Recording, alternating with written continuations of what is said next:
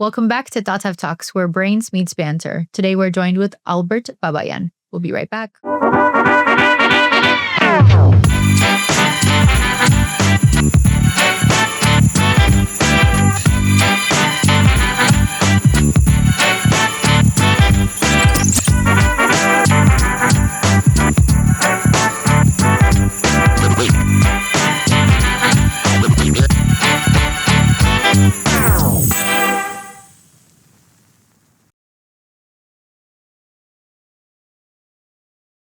Hi, Albert. How are you? Very good. I'm so happy you're here with us. I'm just going to give a brief intro before we kind of get really into it. But Thank you. You got your electrical engineering degree from UCI and then decided to change career paths and go into real estate. Am I correct? Absolutely. That sounds so stunning. But I would love to start off. We're going to do the real estate thing, definitely. But I would love to start off talking about why you chose electrical engineering in the first place. What did you do as an electrical engineer? What did that look like? Was it a passion for you?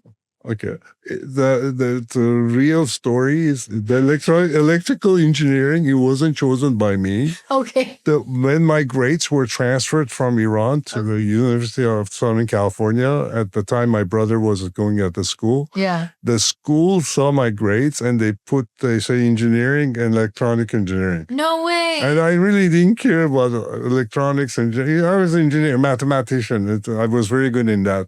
So I came here and I said, okay, I'll study electronics engineering. You did not choose this at all. They just kind of... I didn't have a passion. I had a passion for music. Oh, wow. But I didn't want to choose a career as a pianist or composer or anything like that because it's just I wanted to have a much more calmer life. Okay. So then I chose engineering. Wait, are you saying musicians don't have a calm life? Well, it's too much of chaos as far as making the money. I didn't want to worry about that part. I wanted to play music just for my own fun and enjoying it. Oh, that's nice. So, but you came here for school. Yes, I came here for school. My brothers were here. Okay. And then I went to the University of Southern California to begin with. And then I ended up in UC Irvine, got my engineering degree. And the reason I chose a real estate, it's another accident. Okay. Because at that time, real estate, people were coming from Iran and there was investments in real estate in 1987, 1988. My brother got his license and he also was an engineer. And then I said, you know what, I'll go get my license. And then I saw the first layoff of engineers in 1988. It was a Friday afternoon. I'll never forget. And I said, I'm not going to let somebody else decide my future. So then I said, okay, you know what? I'll give it a shot in real estate. In 3 years later, I was doing it part-time, but then I decided to do this full-time. That's I quit amazing. Engineering and I got into the real estate. Are you happy with that choice? 100%. So I think one thing that a lot of people, at least a lot of the students that I work with, struggle with is the idea of picking a career path or picking a major or picking something and then not being able to ever change it. And because you did such a drastic change, I think you're a great example of this, right? You were in electrical engineering, working at that for a while, and then you were like, you know what? I'm going to do real estate. Yeah. And how was that change for you? How easy was it for you to just... It was very difficult in the sense I have to learn the game. Yeah. Because I was basically as an engineer, you solve the problem. Okay. You solve the given problem, you take care of issues and you solve it. And then I had to learn the game of real estate. Yeah. Basically, I learned how to solve people's problem by selling their properties or showing their property, understand what their needs are. Yeah. Basically, I said, selling is like solving somebody else's problem. Okay. This is how I looked at it. Yeah. So I learned the game. And as far as the real estate, then I chose a certain product to become specialized in. Yeah. And then I got into the condos and things. So that's you work that's with the what- condo people. the condo people, I created that after You 10 years. created my The condo apologies. people, the condo people. You are the condo people.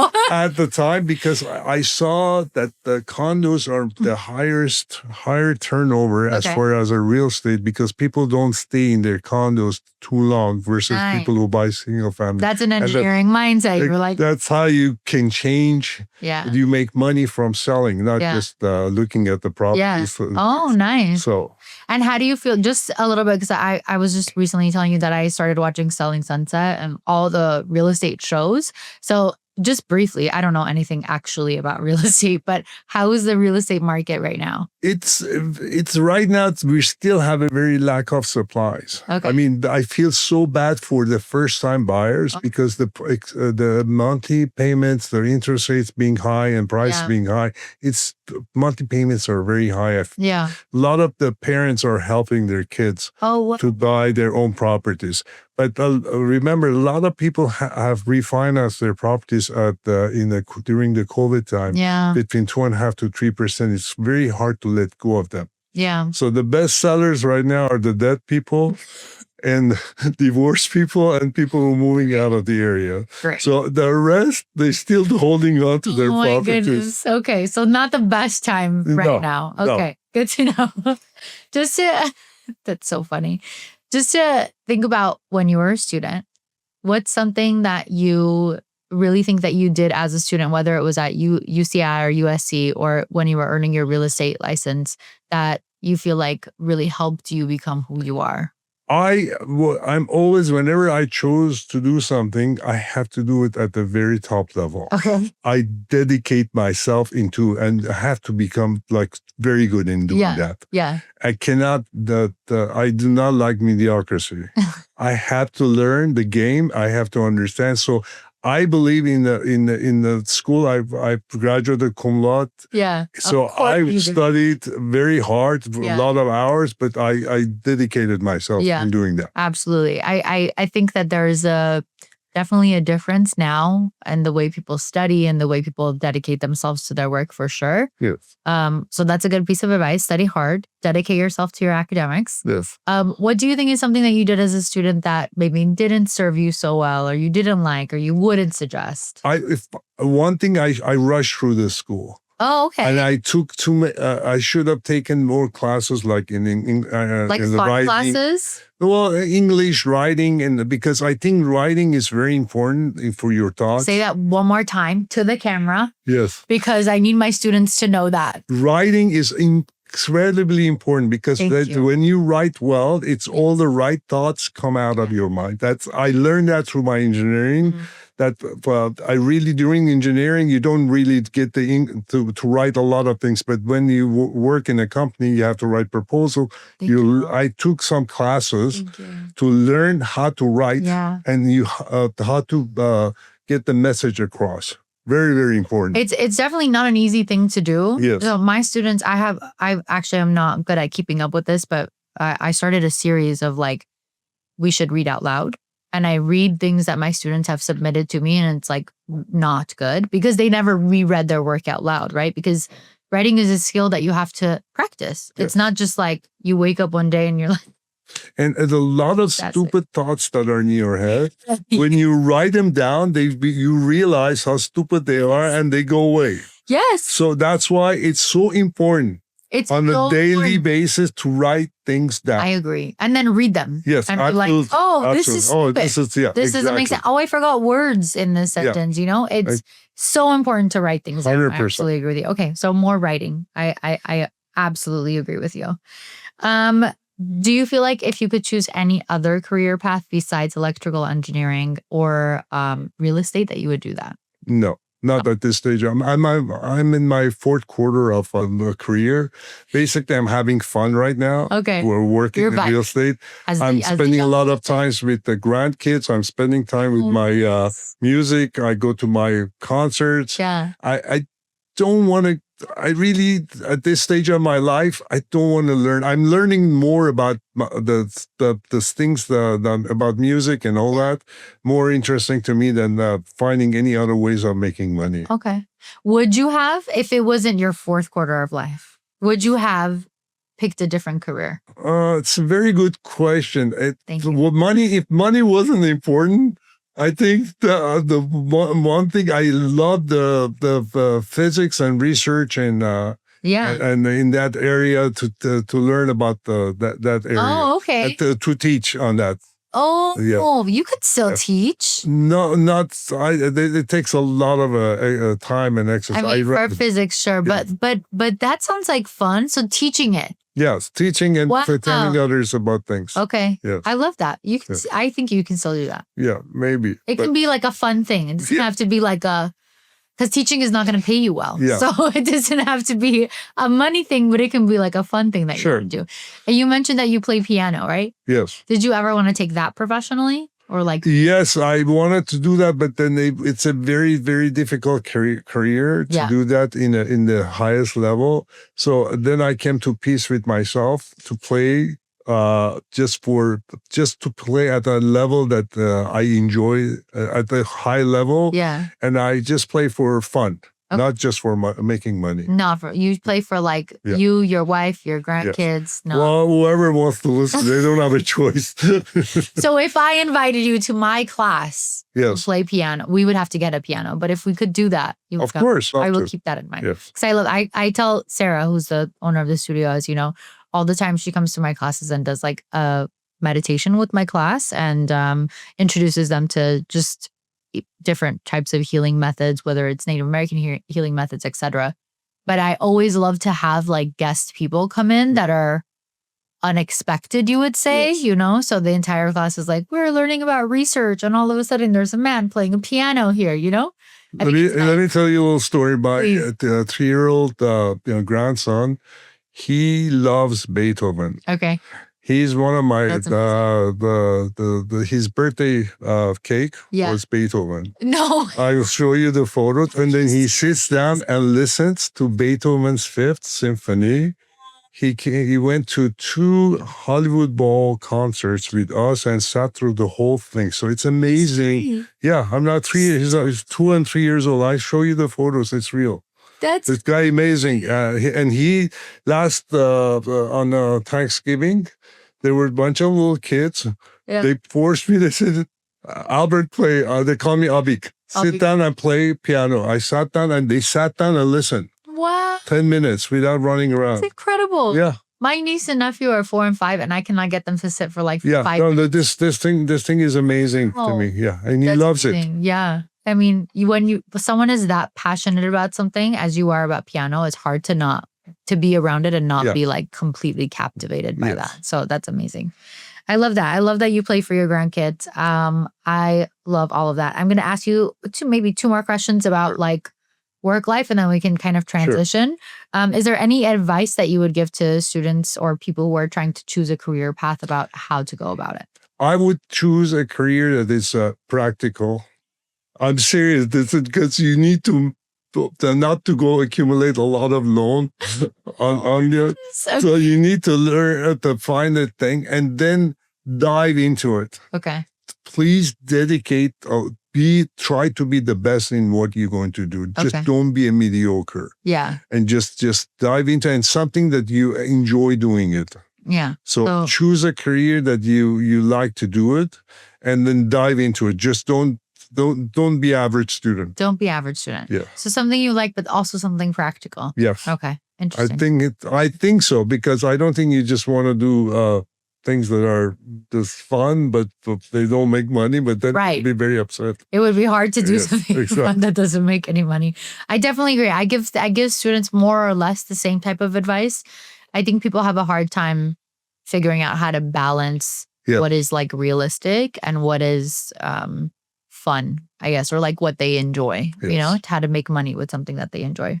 I was also going to ask you how you kind of balance or detox or de-stress from your work life, but I'm assuming it's playing piano. Music has a big role. There's 2-3 things I do. During the beginning of the year, like around August time, I choose all the different concerts I'm going to go at Disney Hall Nice. and the LA Opera. Okay. And also, I'm a big Lakers fan. Okay. So I have season tickets, half of the season tickets. So course. I buy all these events, like about 55 to 60 events from starting in October until June. Wow. So all those things are planned. Exactly. And then basically I work in between those things. Wait, then, that's amazing. And then I choose like the pieces I want to learn for that year. Oh. And then I put those in order, and the pieces that there's about right now 17 pieces that I practice, that I make sure that I memorize, I don't forget them. 17 pieces. Yes, and there's 3 pieces I'm trying to memorize. So do you learn 17 pieces a year or 17 pieces total? No, this is every year I add 3 to 4 more pieces, but then I had this pieces that I played in the past. I keep playing that so I won't forget. That's amazing. Yes. I'm going to learn piano now. And I put that in my Excel sheet, and I put it on a daily, and I check mark, and I make sure I do that. Then I become very mad at myself and I don't do it. Yes. Talking about an Excel sheet, I heard that you have, which now we're switching gears, everybody, if everybody didn't catch on to that. I heard that you have a very interesting philosophy for how you live your life. One thing I learned at the early stages of my life, during when I was going through divorce and I had the first time for myself. One thing you and I are given equally in our lives is time. Okay, that's true. So one thing somebody taught me, there are 7 areas in our life that are very important. That's where we spend our lives. And it's not a matter of priority, but they are all important in your life. So those areas are health, love life, spiritual life, finance, work, friends, and family. Beautiful. So what I do in these areas, I kind of quantify things where I want to be and the time that I want to spend. You must quantify them. Exactly. And I want to make sure that basically what I do is I look at life as 4 quarters, like basketball. Of course. So I look at to see where I want to be each quarter. Okay. And then basically the monitor the times that, I have to spend this much, make sure I spend the time with my kids. My spiritual part is my musical part mostly. Oh, nice. And also I added meditation, thanks to Sarah. Yeah. And what they call medals? Meta.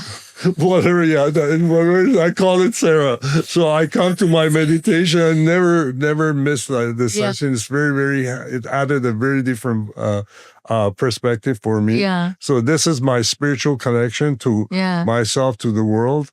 And then basically family life, love life, called my beloved wife, that we spend time together. We have a lot of fun. She's also my partner in life, and she's probably the most closest friend that I have. We have a lot of fun together. That's the best way to be in a relationship. And then the other parts, like I got to make sure that as far as finance, that we're fine, and the work-wise, I enjoy where I'm working. So I try to keep this in balance, and because all these areas, I want to make sure if there's area, like for instance, I have to concentrate on the health part. If I need to concentrate on certain things, I got to make sure that it's like looking from top level.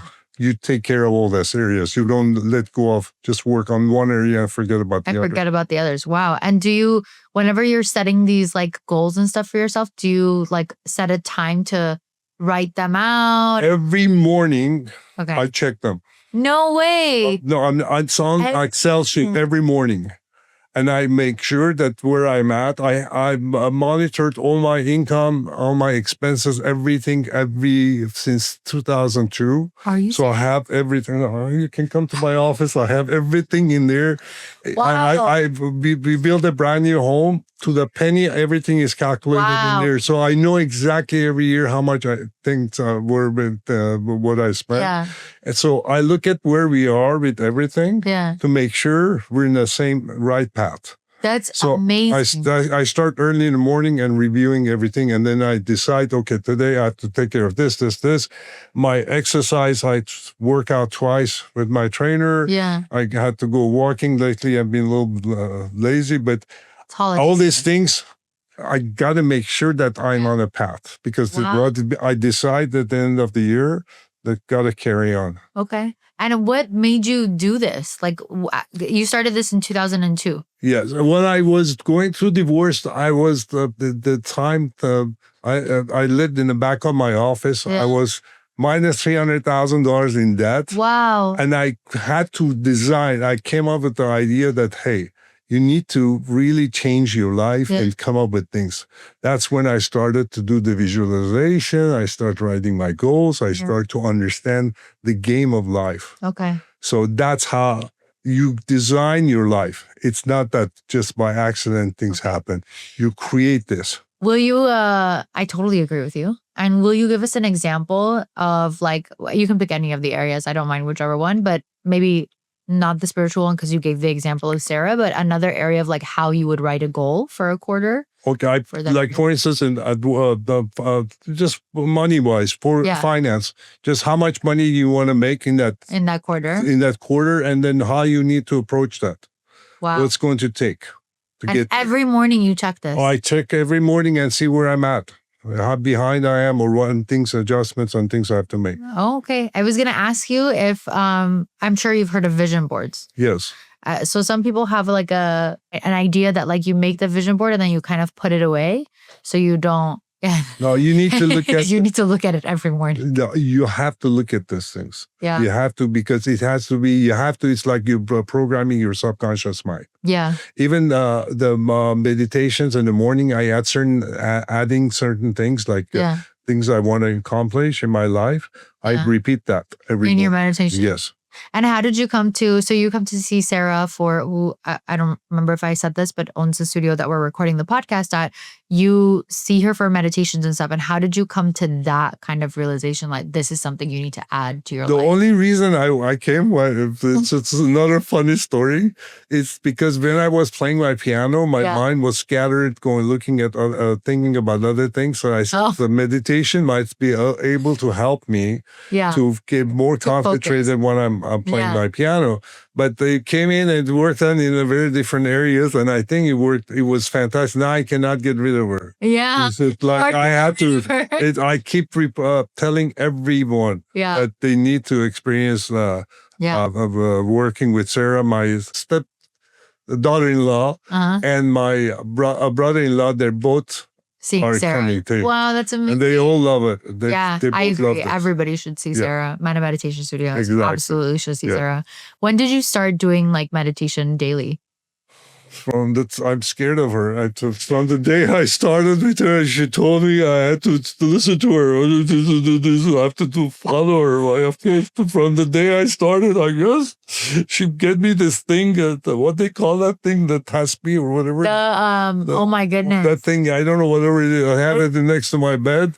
So. Rose? I don't know what she calls it. Yeah, I don't know what it's called. I mean, in Armenian, I call it a tazbah. Yeah, that's exactly whatever that is. So, no, I started whenever I started with her, I started doing that, Oh my God. That's amazing. Yeah. And you feel like it's benefited all aspects of your life. Very, very. It's every morning, if I don't do it one day, I feel very guilty. Really? Oh, big time.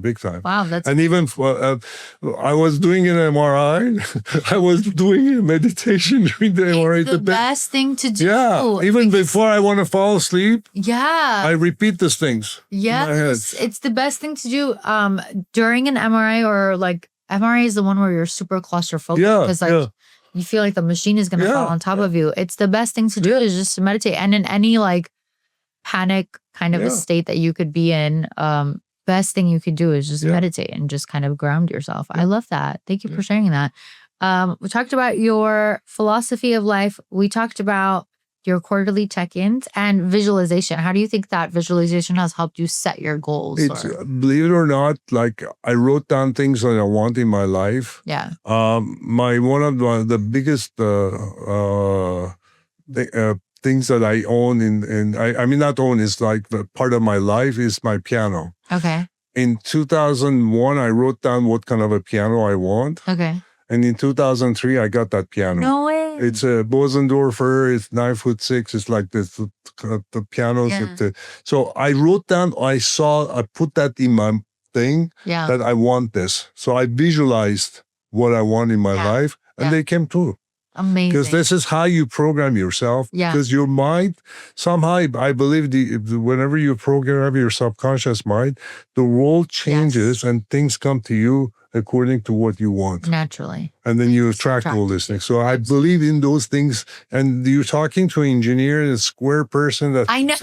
Had no idea about these things. But now I saw and experienced it, and I try to tell these things to my beloved stepson to do these things. So because this is very important. I think that's the best part, which is a big reason why I wanted you on this podcast. Yes. Two main reasons. One is that by trade, you're an electrical engineer, and you would never think that an electrical engineer is like, oh, I'm going to believe it, so it's going to come true type of a thing, right? Mm-hmm. Which I'm not trying to minimize manifestation or visualizing, but the idea.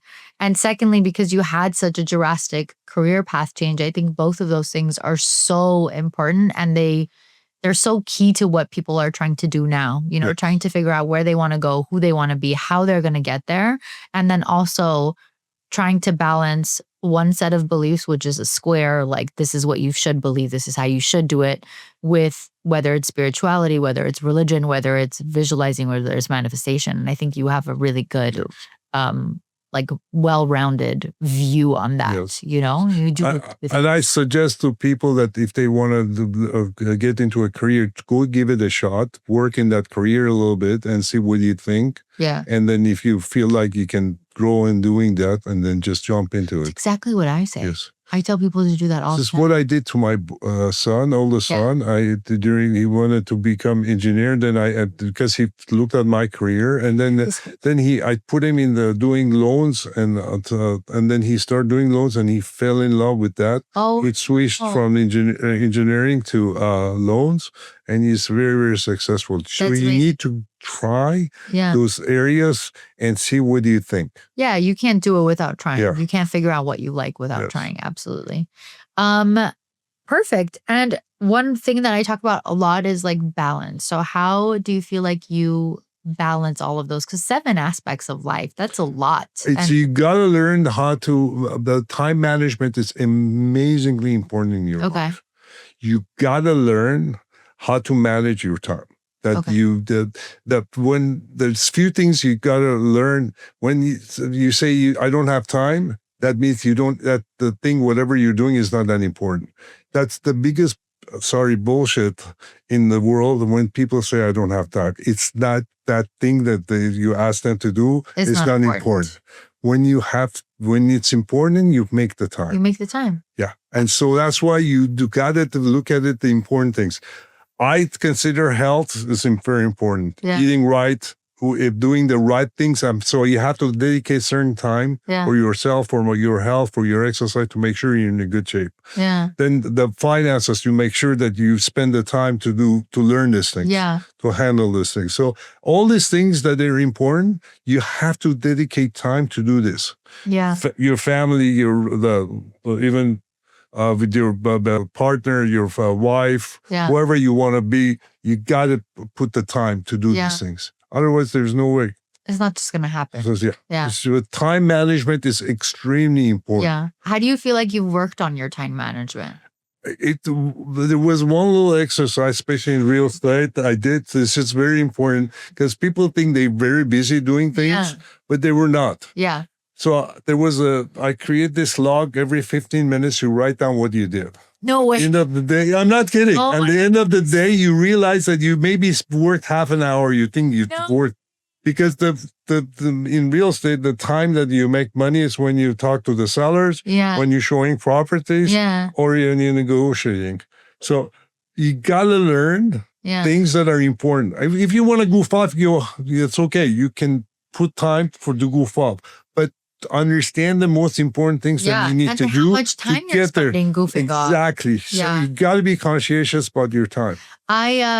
This is so interesting. You started an Excel sheet, And Yeah. every 15 minutes, I you wrote check down in and you'll exactly be like, for 1 week "This is- what I did. No. And I just saw how much waste of time I was doing things. Wow. So because somebody, I was taking classes, and this is like one of the things they told us, and it was very important.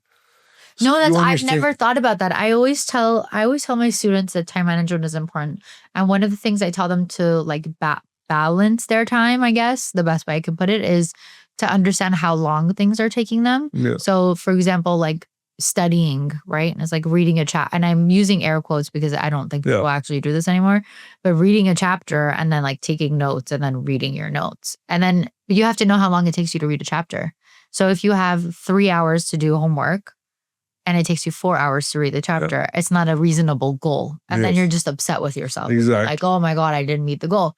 I've never thought about doing a 15-minute check-in because just to look at exactly how you spend your day. yeah. And then you understand That's scary. looking in a week, and then you understand reality why where you are with the things you've done. In real estate, there's a lot of times that you goof off and you don't do the right thing. So that's why it was a good exercise. So you know when you're putting the real work on something, you know that exactly where it's going. Exactly. Yeah, that's very scary. I don't know if I want to. I think what's hard for me is like actually doing that. You know, like the idea of like every 15 minutes. Well, if you want to check to see the kind of it's the diagnostic is in a sense to see what you've done. Yeah. I mean, you always come up, oh shit, I don't have time. So see what you've done. What did you do in 1 week? Yeah. What did you do? And then you see why you haven't done what you were supposed to do. Yeah. This is a very good time management technique. Do you still do this from time to time? Not anymore. Like, okay. Not at this stage of my life. You're like, no. Yeah. But I put down, believe it or not, I still with a pen or thing, I write down my action items on a daily basis. So every day. Every morning. Wow. And then I look at to make sure I cross and make sure those are the important things I do. That's amazing. And you check them at night or you check them after you do In them? mornings. Wow. Every morning that I go to work and make sure that I get those things are taken care of. That's actually a wonderful like way to set your day is to set a couple of action items and like, no, like these are my major things. These are the things I have to do and make sure this are done. And then these calls are made, these connections are made, these things are done. Yeah. And there's like a couple of ways I think that people have been able to do it. It's like, this is the major thing. This is like, if I get to it, and this is like, that's the biggest BS. I don't believe in that. I don't buy if I get to it. What do you mean you get to it? It's not important. That's all it is you're telling me.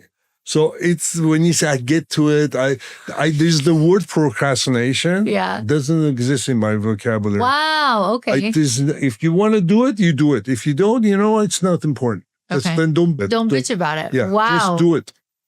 Okay. Because it's so nonsense. Yeah. That when people say I don't have time. Bullshit. Yeah. No, I agree with you. I think at least for the younger generations, it's lack of being able to focus. Look, you need to know what you want to do in your life. Yeah. The hardest thing for a lot of this, especially I look at the newer generation, is just they need to decide what they want and they commit to that. Yeah. I think they'll be much, much happier people and they're the one make that commitment. Commitment is very important. Yes. I think it's hard for them to do it. But they need to do that. I agree with you. I just think that they have a dopamine crash because of the amount of time that they spend on their phones. What I'm saying is that stupid phone, that social media is going to kill. Because I see myself getting into this stupid thing. I will look at like reels, the bunch of stupid things. Reels. He's just like, come on, Albert, just grow up. What are you doing? See, if you did the 15-minute thing. Yeah, exactly. At this stage of my life, maybe I can afford, but then if I'm starting a career, I feel so bad if you just waste your time doing this. I know. And it's terrible. I think it's like set up that way, so it really drags people's attention and they feel like they don't have time, which is it's not true. No, like you can make the time for anything. It's just, But you need to design your life. Yeah. I like this seven areas of philosophy: health, spiritual life, family, friends, partner, work, finances, and work. Yes. Beautiful. I memorized it. Yeah, I'm going to give you the No, things that you will forget. Yeah. I'm never gonna forget this. I'm gonna do this on a quarterly basis. I don't know if I'll check it every morning because That's your problem. But I would suggest to check it to see if you're on the right path. every single morning. Okay. Every single morning I will check it. I'm gonna do my best. Yeah, that's your problem. That's your problem. That's your problem. All right. I just have 2 more questions for you. So how do you feel like, and I think you talked a little bit about this in terms of Sarah and meditation and piano being a spiritual kind of aspect for you, but how do you feel like spirituality or religion? Religion for me is like operating system. It's like all this. Everybody thinks their religion, their gods are better than the other gods, and they kill each other. Yeah, for that. I believe in this power in the world. Yeah. That's the connection that you create. Yeah. Christianity, the best part was the music that was created by Bach and beautiful music. But I believe if you really feel this inside, you have all the answers. Yeah. And things that you don't want people to do to you, and if you don't do it to the others. Yeah. I think if you can connect your heart, you have the understanding of religion and spirituality. It's you just got to be, you can be a very good person in your mind and your thinking, but it's just, religion it's more spiritual for me. It's more important than just a religion, because I came from Iran, and I saw Muslims, I saw Baha'is, I saw Jewish people, and they're all are great people. Yeah. Except they just have a different, as I said, one had the Apple operating system, Mac, or the other one is Microsoft. It's the same thing. Whatever you get used to. Yeah, it's just like the same prophets, all these gods, and whatever they say, it's the same thing. Yeah. And it's just, why do I need to become hostile to you because you have this different belief system? Yeah, that's necessary. So if we can connect as human beings and spiritual together, that's the best thing. And how do you feel like people can connect more to their heart? Because you mentioned that earlier. They just meditate. Nice. Meditate, and then you just got to give yourself some time to quiet down. Yeah. And of course, music. Beautiful music that I kind of listen. It connects me because that's the most universal language. There's no word in there, but it brings all these people from different backgrounds in the same together, and they all listen and they feel the same thing. They experience the same emotions. Absolutely. So that's my way of looking at this. No, I think that's a great way of looking at it. I think the idea that a lot of religions just tend to argue about which religion is better goes beyond the point, the point of what religion is supposed to be. Yeah, and it's not like I have to be hostile to you because you're practicing Islam, and the other one is practicing the Jewish. Yeah, it's just so purposeless. Exactly. There's no point of that. I absolutely agree with you, and I think that being spiritual or like believing in a higher power and being able to connect to yourself and like knowing, these are my morals. Yes. These are my guidelines. This is how I'm going to live my life is probably the best way to do it. Just the things that you don't want people to do to you, don't do it to others. It's very simple. It's not really that hard. You just go read all these things. Well, Albert, you are older than most people, okay? You have more life experience. We don't know these things. I haven't mentally grown up that much, but that's okay. But that's okay. Okay. No, it's just, I really think it's the phones. It takes so much. I hope they catch themselves and see how much time they spend on this stupid thing. I mean, I've asked some of my friends, and they're like 14 hours, 15 hours on your phone. That's too much to be on your phone. That's too much time to be on your phone. It takes you away from being able to understand what is it that is living in your heart. They need to take some time off to go walk, to listen, to touch to have grass. communication. I'm seeing that a lot of people are not seeing each other. No. It's just everybody's connecting through this stupid phone and this new characters, whatever they come. I just see each other, old school approach. Somebody told me you guys were lucky when you were in 80s and 70s, 80s, that the way we were interacted, we went to the bars to see girls and communication. Yes. It was not like anymore with this.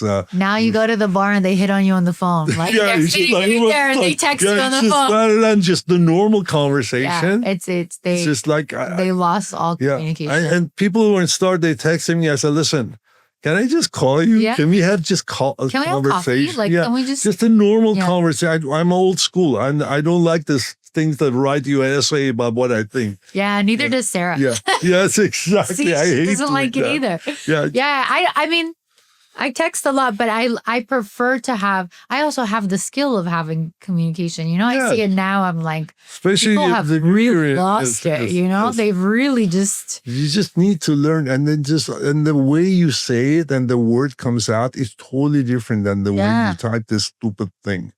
I- And then people get upset when you do a capital on this text. You're so rude. What did you mean? I didn't mean anything. It just Oh my like God. what cap lock was. It's just like it's a totally different kind Yeah. of a thing Yeah. in this world. But we're getting used to this. You're doing your best. Yeah, I mean, yeah. like, you're But I still go back to having a normal conversation. having a normal conversation, normal communication, Exactly. bonding with people Yes. at first. There's nothing like bonding with people. Exactly. And You seeing this is one-on-one. I'm seeing each other Exactly. talking. You can't. We couldn't do this over the text. Oh no. It wouldn't work. No. It wouldn't work. I know. We had a conversation actually, me and George, before we started the podcast about like, virtual doing it. No, it's not gonna happen. I've had people ask me to like, I know this person you can interview. They're in New York. I was like, unless they're flying out to LA, it's just not gonna happen right now. So let's just let it be. Yeah, because it's not the same. You just really 100%. It's not the same. Old school. Yeah, old school 100%. I'm 29, but I agree, old school. It was way better in the 80s. So last question, just to kind of end on it. Is there any piece of advice? And I know this was the general topic of the entire episode, but maybe there's something specific that stood out to you that you want to mention. But is there any general like piece of advice or something that you kind of have lived your life by, you've heard that you kind of ascribe to? I depending on where you are in your life, first thing I learned that I really love myself. Yeah. I had That's to nice, Albert. to put myself as a priority, because if I don't, then I won't put priority to the others. Ooh. So that's why I came up with all these things for myself. Yeah. And I always didn't tell my kids to do this. I said I led by example. So basically, That's so nice, Albert. That's an amazing. basically what I do, because I have no control of what I can do for you. I have to do what I can do. I control over what I can do, because the longest person I will be living with is me. Yeah. So I gotta spend the time and put my time into doing things for myself. And then if I love myself, then I will love my kids, others much more. Yes. Because that's how it's important. So love yourself, put your priority, and then design your life. Wow. Don't waste your time with become this reactionary thing. You're like 1 second you're here, sit down, think, put your thoughts together and see where you are and where you want to go. It's like airplanes don't travel just for They don't just go, take off. because they put the destination where they want to go and put a time tag where you are, where you want to go. Yeah. It's just, that's how the things are. It is called life. It's called life. That's how you create life. Yeah. Not just like, hey, what happened to my life? No, you just create this. I think it's the greatest thing anyone's ever said on the podcast, because it's just so important. I don't think we talk about it enough. Well, love yourself first. 100%. Everything else is going to be much easier if you're able to love yourself, because you are living with you all day, all the time, 24/7. No one else lives in your brain. And then invest the time for yourself. That's why I do the meditation. I do my go to my concerts. Yeah. I do my things, because these are the things I create, and then everybody around me gets advantage of that. Yeah. And So you it's bring very- joy by doing that. Yeah, just because this is joy. my part of my life. That's amazing. Yeah. Thank you so much. Anything you want to else you want to share? I had a great time. I wasn't a little bit worried about this. This is great. You don't say. You. No, it's a great time. And then I tell everybody, please get to know this Sarah, and now I got to know Tatev. It's just that it's a great thing. You guys just get into connecting with yourself. That's all I can say. I'm so happy. I'm so happy you made it. Thank you so much for being here with me. Sure. Thank you, thank you, thank you. Until next time. Thank you, guys. Good? Yes, as well. If you like this episode of Tatev Talks, please don't forget to like and subscribe. Follow us on YouTube, Spotify podcast, or anywhere else you get your podcasts. And make sure to follow us on Instagram as well at Tatev Talks Podcast.